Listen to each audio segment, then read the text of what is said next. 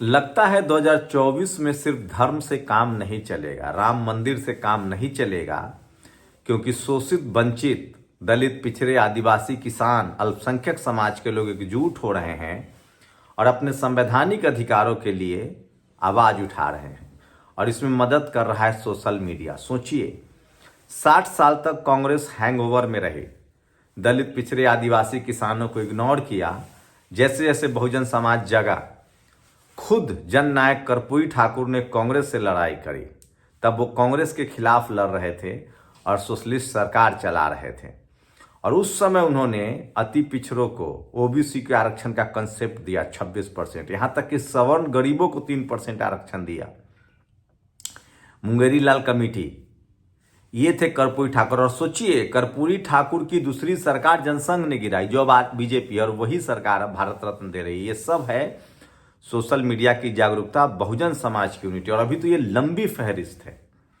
अभी तो बाबा साहेब को मिला था, अभी आपको पेरियार को देना है, अभी आपको फूले को देना है, अभी आपको बीपी मंडल को देना है, शरद यादव को देना है, लालू यादव को देना है, मायावती जी को देना है, मान्यवर कांसीराम साहब को देना पड़ेगा। आपको उनकी नस्लें जैसे जैसे लिखती पढ़ती जाएंगी, बोलती जाएंगी, आपको ये करना पड़ेगा। आपको शरद यादव, रामविलास पासवान, करुणानिधि, ये तमाम जो मंडल मसीहा है, जो सोशल जस्टिस की लड़ाई है, जगदेव प्रसाद, रामस्वरूप वर्मा, सोनेलाल पटेल, महामाना रामस्वरूप वर्मा, इन सबको देना पड़ेगा। आप समझिए, चाहे बीपी मंडल हो, और इसमें कॉन्स्पिरेसी समझिए, बहुजनों को लड़ाने की भी कोशिश है, सावधान रहिए। लेकिन सोचिए, घड़ी की सुई कितनी घूम गई है। कांग्रेस हमेशा हैंगओवर में थी, सत्ता से बाहर हो गई है। जिस कांग्रेस के खिलाफ जगदेव प्रसाद से लेकर तमाम लोग लड़ रहे थे, उस समय जनसंघ इनके पक्ष में हुआ करता था, कई बार गठबंधन करता था। मंडल कमीशन लागू हुआ तो आडवाणी ने समर्थन ले लिया, तो कांग्रेस और बीजेपी एक ही हुआ करती थी जब कमजोर थे। तो बहुजन समाज को समझना पड़ेगा। सोचिए, वो कौन समाज है जो कल तक कांग्रेस के साथ सत्ता में गलवैया मिला रहा था, और आज जब वो सत्ता से बाहर हो गई तो किस समाज ने उसको छोड़ दिया। तो बहुजन समाज कभी सत्ता से गलवैया नहीं मनाता है। सोशल जस्टिस, ईमानदारी से, जो दलित, पिछड़े, आदिवासी, किसान, जो नीडी हैं। कर्पूरी ठाकुर ने सवर्ण आरक्षण का कंसेप्ट दिया। ये जो आज नियुक्ति पत्र बांटा जा रहा है, उस समय 7,000 इंजीनियरों को नियुक्ति पत्र दिया था। कैसी भद्दी भद्दी गालियां दी गई उनको। और सोचिए, उस समय कांग्रेस कहती थी कि सवर्ण और शेड्यूल कास्ट दोनों एक हैं, ये ओबीसी कहां से आया। कांग्रेस के ऐसे ऐसे पाप हैं भाई साहब। कांग्रेस को भारत रत्न देना था तो राजीव शुक्ला के कहने पर सचिन तेंदुलकर को दिया गया। बाबा साहेब को बीपी सिंह की सरकार, जनता दल की सरकार में दिया गया। उसको एकदम एक जाति विशेष का अवार्ड। इस देश में जो सबसे ज्यादा मनुवाद को जो पाला पोसा, वो कांग्रेस ने 60 सालों तक पोसा।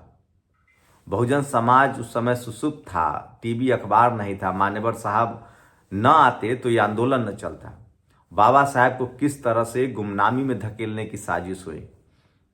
मंदिर का एजेंडा राजीव गांधी ने शुरू किया, उसकी फसल अब बीजेपी काट रही है। लेकिन मैं फिर कह रहा हूं, मनुवाद की जड़ें हिलेंगी, जातिवाद की जड़ें हिलेंगी। बस करना है कि आपको बहुजन समाज के लोगों को सचेत, जागरूक रहना है, और आपको पढ़ते लिखते रहना और बोलना पड़ेगा। जो नस्लें बोलेंगी नहीं, उनकी नस्लें खराब हो जाएंगी। मैं फिर कह रहा हूं, बहुजन समाज के लोग सचेत हों, जागरूक हों। और आज आपके तमाम बड़ी लंबी फहरिस्त है और सबको देना पड़ेगा, एक एक करके देना पड़ेगा। सोचिए, पेरियार डॉक्टर अंबेडकर को मिल चुका है, पेरियार को देना पड़ेगा, ज्योतिबा फूले को देना पड़ेगा, सावित्रीबाई फूले को देना पड़ेगा। ये इन लोगों ने इस देश के, आप आधुनिक युग की बात करेंगे तो इन लोगों ने इस देश को सींचा है। इस देश में इंसान को इंसान के बराबर समझा है। मनुवाद के खिलाफ जो जंग चली है, आज़ादी के बाद, वो तमाम करुणानिधि हो, जगदेव बाबू हो, रामस्वरूप वर्मा हो, सोनेलाल पटेल हो, लालू यादव हो, मान्यवर कांसीराम साहब हो, मायावती जी हो, रामविलास पासवान हो, ऐसे तमाम, मुलायम सिंह यादव हो, हेमंत शिबू सोरेन हो, आप इन सब महापुरुषों को, शरद यादव हो, बीपी मंडल साहब हो, जिन्होंने सोशल जस्टिस की लड़ाई लड़ी है। और मैं बहुजन समाज के लोगों से कहना चाहता हूं, आपका हित, और देश का हित आए तो देश का हित चुनिए, आपका हित और समाज का हित आए तो समाज का हित चुनिए। कर्पूरी ठाकुर ने समाज का हित चुना और आज वो भारत रत्न है। बहुजन समाज के नेता हो आप, निजी स्वार्थ के लिए राजनीति मत कीजिए, समाज की भलाई के लिए, देश की भलाई के लिए राजनीति कीजिए। आप एमएलए एमपी बन सकते हैं, आप मनुवाद आपको सीएम पीएम भी बना देगा, लेकिन सवाल है कि देखना पड़ेगा कि आइडियोलॉजी किसकी है। जनसंघ उस समय विरोध में था कर्पूरी ठाकुर का, आज बीजेपी, आज वो कांग्रेस के, आज उन कर्पूरी ठाकुर के मानने वाले लोग कांग्रेस के साथ हैं। तो समय 360 डिग्री घूम रहा है। बहुजन समाज के लोग सचेत हो रहे हैं, सजग हो रहे हैं, और आप पढ़ते लिखते रहिए। अगर ये बहुजन सोशल मीडिया ना होता, दिलीप मंडल हो, तेजस्वी यादव हो, नीतीश कुमार हो, तमाम देश के तमाम जो बहुजन समाज के, आपको क्या लगता है लिखने पढ़ने से असर नहीं होता है? इसी का असर होता है, इसी से परसेप्शन बदलता है। सुप्रीम कोर्ट में दूसरा दलित चीफ जस्टिस ऑफ इंडिया मिलने जा रहा है 2025 में, लिखने से हो रहा है। कॉलेजियम के खिलाफ लिखिए, जातिवाद के खिलाफ लिखिए, मनुवाद के खिलाफ लिखिए, ब्राह्मणवाद के खिलाफ लिखिए। सोशल जस्टिस की बात करनी पड़ेगी, नहीं तो हम लोग एक लड़ाई क्यों हारते हैं? बुद्ध अकेले लड़ रहे थे, चलिए बुद्ध का दौर तो एक अलग है, वो तो मैं पोस्ट मॉडर्नाइजेशन की बात कर रहा हूं। फूले साहब, कबीर साहब अकेले पढ़े, संत सुमेर रविदास महाराज लड़ रहे थे, कबीर साहब लड़ रहे थे। उसके बाद आप आधुनिक युग में आइए, सोचिए इधर आइए, एकदम अंग्रेजों के समय में डॉक्टर अंबेडकर अकेले लड़ रहे थे। उससे पहले ज्योतिबा फुले लड़ रहे थे, सावित्रीबाई फुले लड़ रहे थे। आजादी के बाद बाबा साहब अकेले लड़ रहे थे, कोई नहीं उनके साथ था। उसके बाद पेरियार लड़ रहे थे, कोई साथ नहीं था। जगदेव बाबू को मार दिया गया, करुणानिधि अकेले लड़ रहे थे, सोनीलाल पटेल को मार दिया गया, मान्यवर कांसीराम साहब अकेले लड़ रहे थे। बहुजन समाज के लोग पहले सबसे ज्यादा जागरूक हैं और आगे और भी जागरूक होंगे, क्योंकि सोशल मीडिया, हमारे पास सोशल मीडिया है, हम अब कम्युनिकेट कर रहे हैं। अब दक्षिण से उत्तर, पूरब से पश्चिम, अब कोई रोहित वेमुला नहीं चाहिए, कोई डेल्टा मेघवाल नहीं होगा, कोई पायल तडवी नहीं होगा। आप कोई लक्ष्मण यादव जो कर रहे हैं इसके खिलाफ बोलिए, आवाज उठाइए। भारत रत्न में सब छुपा हुआ है। कर्पूरी ठाकुर आज क्यों भारत रत्न हुए, जननायक कर्पूरी ठाकुर? क्योंकि उन्होंने समाज, सोचिए इंदिरा गांधी ने उनका विरोध किया था।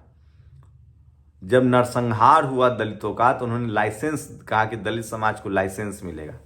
सवर्ण समाज के लोग उनसे नफरत करते थे। ऐसी ऐसी गालियां हैं सोशल मीडिया पर, लोग लिख रहे हैं, लेकिन 360 डिग्री घूम रही है, क्योंकि ये आपकी वोट की ताकत है। बाबा साहब ने जो रास्ता बताया है, हमें अगर वोट की ताकत ना होता तो हमें कुछ भी ना मिलता। तो इसलिए हमें अपने संवैधानिक अधिकारों के लिए सजग होना है, लड़ना है, और एक 360 डिग्री घूमेगी। और ठीक कहते हैं दिलीप मंडल कि लोकतंत्र की चक्की पीसेगी जरूर, भले महीन पीसेगी, लेकिन देर लगेगा, लेकिन पीसेगी जरूर। बशर्ते बहुजन समाज के नेताओं के लिए बड़ी सीख है, आप अपने ग्रीवांसे छोड़िए, अपने अपने स्वार्थ छोड़िए और एक होइए, और इस देश में संवैधानिक अधिकार सबको मिले। हम कोई किसी के खिलाफ नहीं। जो संवैधानिक अधिकार है, जो संविधान है, उसको इम्प्लीमेंट किया जाए।